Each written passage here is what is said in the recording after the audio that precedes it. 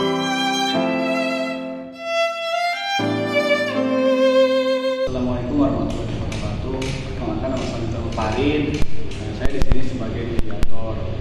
Saya Putra, di sini saya sebagai penggugat. Nama saya Bidayani Semana Putri, di sini sebagai tergugat. Assalamualaikum warahmatullahi wabarakatuh. Waalaikumsalam warahmatullahi wabarakatuh. Hamdan, alhamdulillah, saya ucapkan terima kasih kepada Bapak dan Ibu atas menyempatkan waktunya untuk melaksanakan tahapan mediasinya.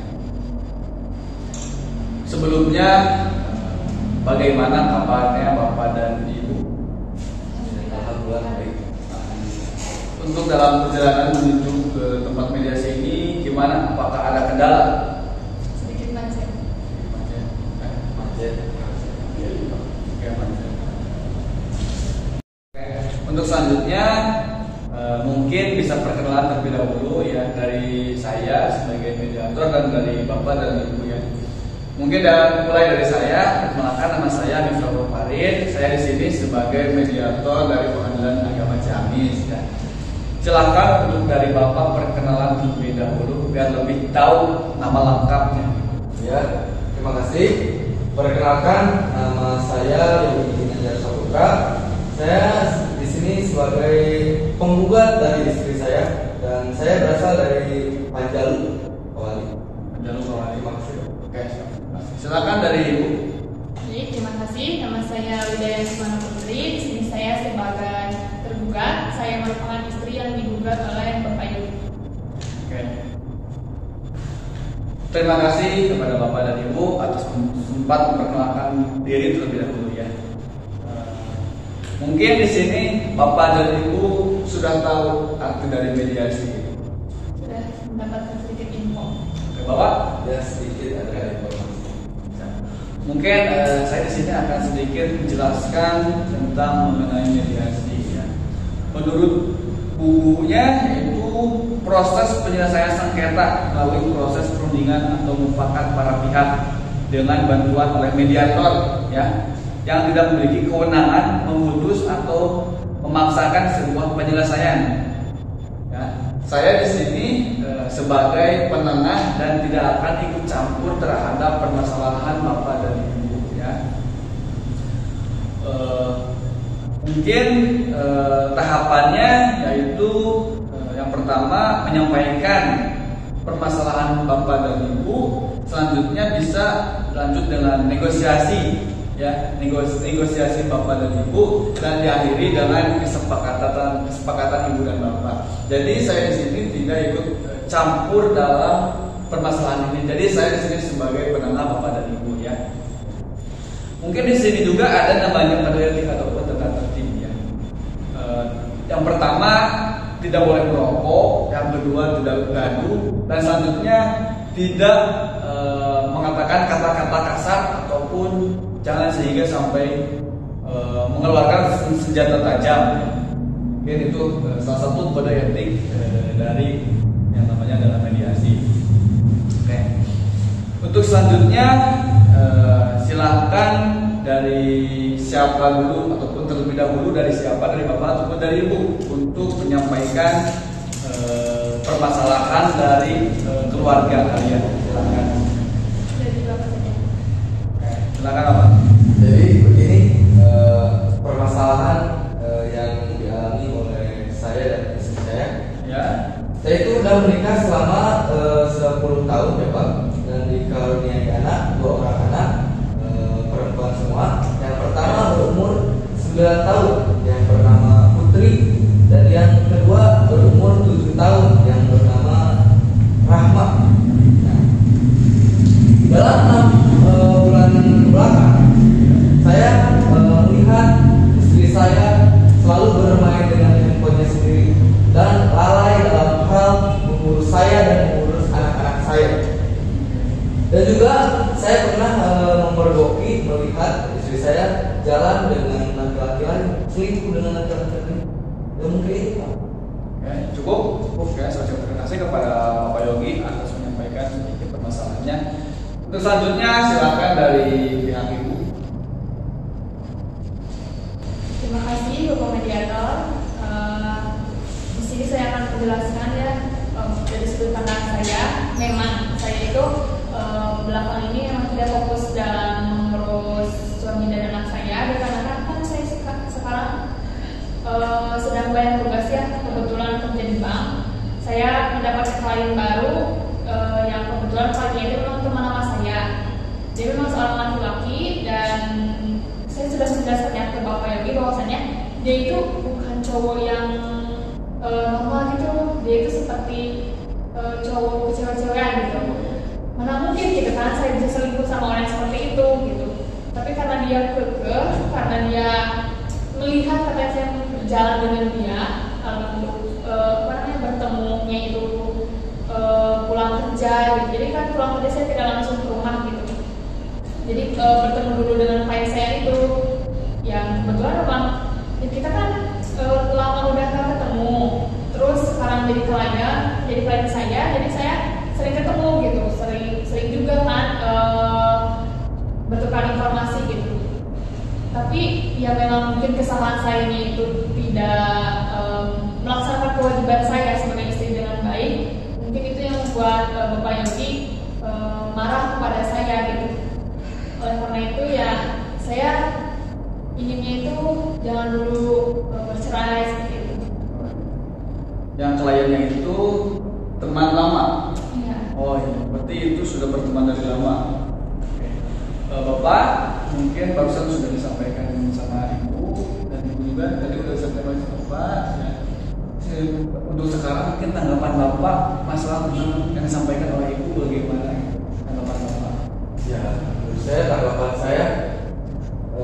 saya ingin menceraikan istri saya. Kenapa? Karena anak dan saya itu tidak terurus oleh istri saya, tidak selalu lalai dalam hal mengurus saya dan mengurus anak-anak saya. Dan saya takut mau menceraikan istri saya. Ya mungkin ibu mungkin bapak udah dengar ya bahwasannya permasalahannya kurang perawatan terhadap anaknya. Oke, terima kasih Pak. Silakan tanggapan dari ibu bagaimana? Kalau misalnya dari saya, intinya tuh kekeluargaan terlebih dahulu gitu, jangan langsung mencari aja, karena kan dalam permasalahan ini ada kesalahpahaman gitu. Hal yang tidak terjadi tapi dianggapnya serius sekali, dianggap besar, padahal memang mungkin kesalahan saya adalah tidak mengurusi anak dengan baik dan tidak mengurus suami saya dengan baik, tetapi karena ada faktor lain yang memang itu baru kelihatannya aja gitu, belum pasti selingkuh, tapi karena memang mungkin sedang emosi ya Bapak, jadi tidak bisa berpikir secara jernih gitu. Saya sudah mengatakan saya tidak melakukan selingkuh, tapi Bapak memang kekeh gitu, dan karena hal itu rumah tangga kami jadi utang. Saya juga keluar dari rumah, pulang ke rumah orang tua saya karena memang keadaannya yang tidak memungkinkan kita untuk bisa serumah dulu gitu. Mungkin Bapak barusan sudah ada penjelasan ataupun tanggapan dari ibu bahwasanya ibu ini ingin memperbaiki terlebih dahulu. Bagaimana untuk tanggapan Bapak? Tetap cerai. Oke. Mungkin saya sebenarnya kalau bercerai itu Pak bisa menyebabkan keburukan, ya, keburukan dari anak untuk anak ataupun untuk bapak dan ibu juga, ya. Karena di sini yang namanya perceraian itu tidak disukai oleh Allah Subhanahu wa taala, ya. Dan untuk penyebabnya ataupun kendala nantinya terhadap anak, yang pertama kurang perawatan dari bapak ataupun dari ibu, ya. Untuk itu kalau seandainya bapak bisa memperbaiki, mungkin ibu juga bisa akan lebih baik lagi gitu. Tapi kalau bapak di sini tidak mau berdamai ataupun kembali lagi sama ibu, mungkin itu dampaknya terhadap anak. Nantinya bisa menyebabkan anak itu menjadi yang pertama tadi kurang perawatan, kurang kasih sayang dari seorang ibu ataupun dari ayah, ya. bisa menjadi grogi ataupun bisa takut menikah dan bisa ditakutkannya nanti tidak suka sama seorang ibu gitu karena shock ataupun sakit hati oleh tadinya gitu. Mungkin seperti itu ya. Mungkin di sini ada juga dalam pengasuhan anak ya, dalam kompilasi hukum Islam, ya, yaitu pemberian hak asuh anak kepada sang ayah nanti jatuhnya ya, juga bisa saja terjadi dalam perceraian. Pasal 156 huruf C kompilasi hukum Islam menjelaskan bahwa seorang ibu bisa kehilangan anak asuh ataupun hak asuh anak ya, sekalipun masih berusia di bawah 12 tahun apabila ya tidak dapat menjamin keselamatan jasmani dan rohani anak. Bila demikian, atas permintaan kerabat yang bersangkutan pengadilan agama dapat memindahkan hak asuh pada kerabat lain.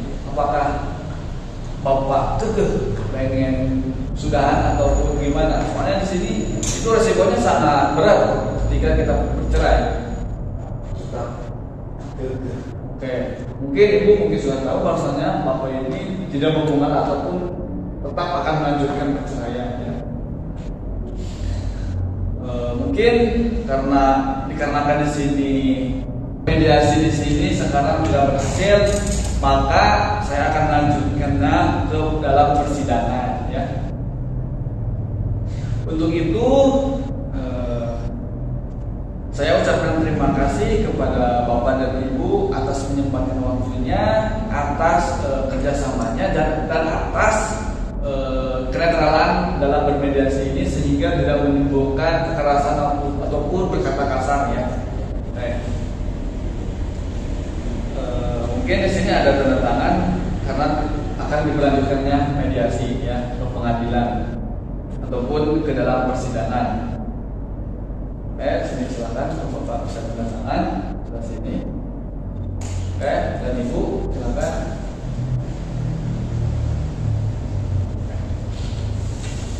Sebelumnya saya ucapkan terima kasih kepada para pihak Bapak dan Ibu atas mempercayai saya sebagai mediator ya. Dan mohon maaf bila ada terdapat kesalahan dan kekurangan dalam saya bermediasi di sini ataupun menjadi penengah Bapak dan Ibu. Sekiranya mohon dimaafkan ya. Saya pamit undur diri dari sini. Wassalamualaikum warahmatullahi wabarakatuh. Terima kasih Pak.